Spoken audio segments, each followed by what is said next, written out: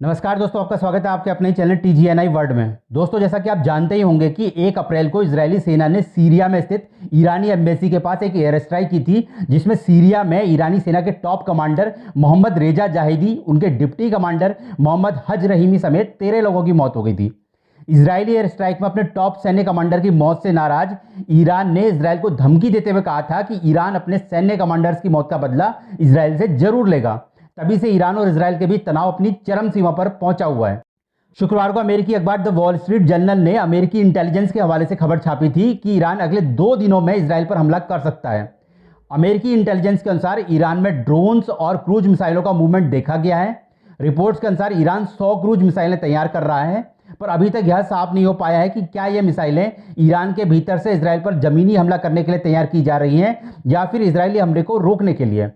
Israeli air strike में अपने top commander को खोने पर ईरान इतना ज्यादा नाराज है कि ईरान ने अमेरिका तक को चेतावनी दे दी है कि अमेरिका ईरान और इजरायल के मामले से दूर रहे। ईरान की चेतावनी के बाद से ही अमेरिकी सेना भी मिडिल ईस्ट में हाई अलर्ट पर है। टाइम्स ऑफ इजरायल की रिपोर्ट के अनुसार अमेरिकी एयरक्राफ्ट USS आइजनहावर इजरायल की मदद के लिए लाल सागर के रास्ते इजरायल पहुंच रहा है, जो कि ईरान की तरफ से दागी जाने वाली मिसाइलों और ड्रोन्स को रोकने में सक्षम है। साथ ही बढ़ते हुए खतरे को देखते हुए अमेरिका मिडिल ईस्ट में तैनात अमेरिकी सैनिकों की सुरक्षा के लिए अतिरिक्त सेना भी भेज रहा है।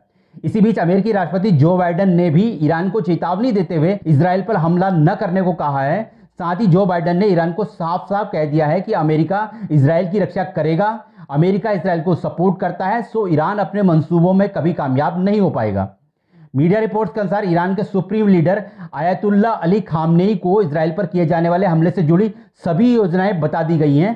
हालांकि खामनेई ने अभी तक हमले पर कोई अंतिम निर्णय नहीं लिया है, क्योंकि वे हमले के बाद ईरान पर होने वाली जवाबी कार्रवाई का आकलन कर रहे हैं कि कहीं इजरायल पर हमला करने का परिणाम ईरान पर उल्टा न पड़ जाए। वहीं ईरान और इजरायल के बीच होने वाले संभावित जंग को रोकने के लिए 12 अप्रैल को अमेरिकी विदेश मंत्री एंटनी ब्लिंकन ने सऊदी अरब, चीन, तुर्की और कई अन्य यूरोपीय देशों के विदेश मंत्रियों से फोन पर बातचीत कर ईरान को हमला न करने के लिए मनाने को कहा, जिसके चलते जर्मनी, ब्रिटेन समेत कई क्षेत्रीय और यूरोपीय देशों के विदेश मंत्रियों ने ईरानी विदेश मंत्री हुसैन अमीर अब्दुल्लाहियन से फोन पर बात कर इजरायल पर हमला न करने और मामले में संयम बरतने की अपील की।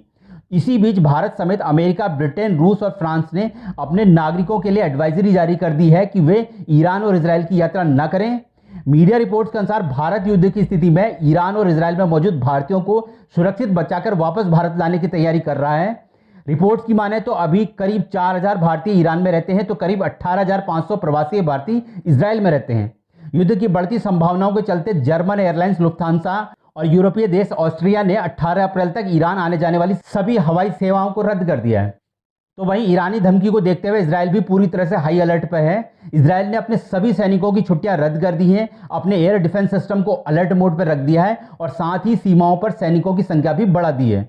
जहां संभावना यह बन रही है कि ईरान किसी भी वक्त इजरायल पर हमला कर सकता है, तो इसी दौरान शुक्रवार को लेबनान के ईरान समर्थित ग्रुप हिजबुल्लाह ने कई रॉकेट इजरायल की ओर दागे हैं, जिनमें ज्यादातर रॉकेट्स को Israeli air defence system Iron Dome ने इंटरसेप्ट कर हवा में ही मार गिराया है।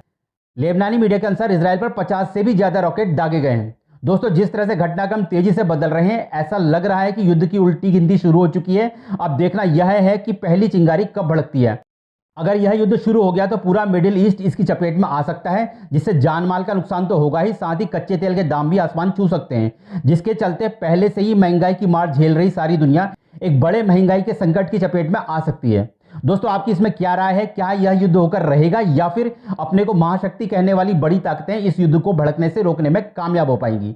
आपकी जो भी राय हो कृपया कमेंट करके हमें जरूर बताएं। साथ ही चैनल के सपोर्ट के लिए कृपया चैनल को सब्सक्राइब करें, वीडियो को लाइक करें और अपने दोस्तों के साथ शेयर करें। हमारी सभी वीडियोज की समय से नोटिफिकेशन पाने के लिए कृपया बेल आइकन को ऑल के साथ जरूर दबाएं। धन्यवाद।